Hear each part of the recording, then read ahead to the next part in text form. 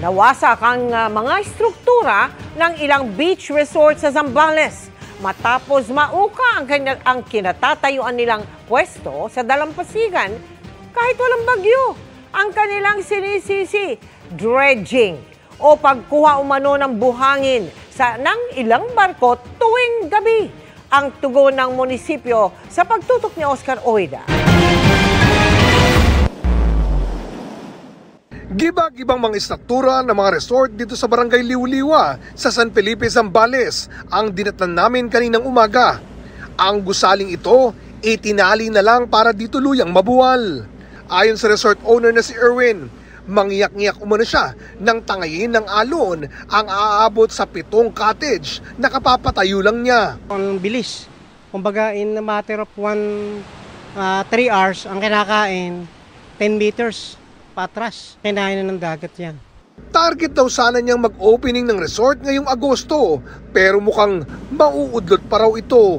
Ilan sa mga resort owner na nakausap namin, mga dating OFW, isinugal sa pagpapatayo ng resort ang naipon sa pagtatrabaho sa kagustuhang makita ang bunga ng kanilang paghihirap.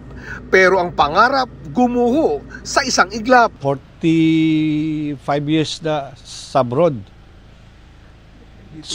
Sumugal ako dito. Pagkatapos gano'n ang mangyayari. Dati meron kayong mga regular employee, nakiusap na lang muna kami sa kanila na on-call na lang sila. Yung pa isa impact. Siyempre, meron din kanya-kanyang buhay yun. Naawa din kami sa kanila. Kaya lang wala kami magagawa eh. Sa loob ng 17 taon, ngayon lang daw ito nangyari. Partida, wala pa umunong bagyo yan.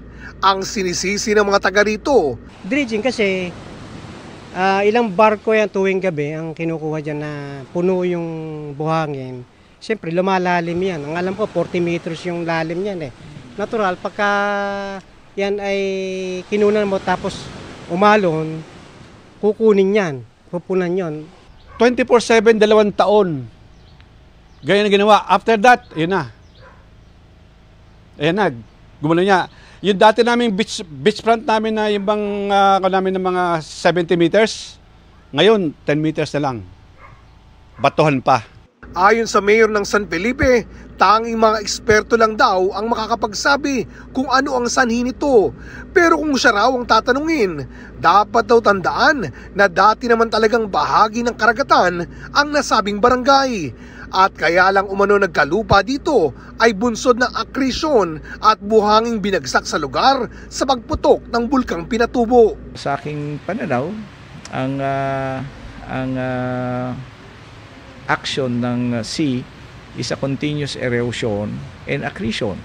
Accretion, pag maraming buhangin na ini-spread out sa coastal, madadagdagan yung aming coastal. Erosion, kung wala nang nadadagdag na buhangin but instead nawawash out ng buhangin towards the sea. It's a continuous phenomenon. Accretion, erosion, accretion. Dagdag pa ni Mayor, bago pa man daw nagsimula ang dredging, may nangyari ng kaparehang insidente. Even before nag-start yung dredging dyan sa Santo Tomas River, that was December of 2023, if I remember correctly, meron na pinadalang letter ang DNR dun sa isang structure dyan notice of violation, notice of I think instructed pa sila to leave the coastal area. Sa ngayon, nakikipag-ugnayan na umano ang pamunuan ng San Felipe sa mga eksperto sa kung ano ang pinakamainam na hakbang para masolusyonan ang problema. Para sa GMA Integrated News, Oscar Oida, nakatutok, 24 oras.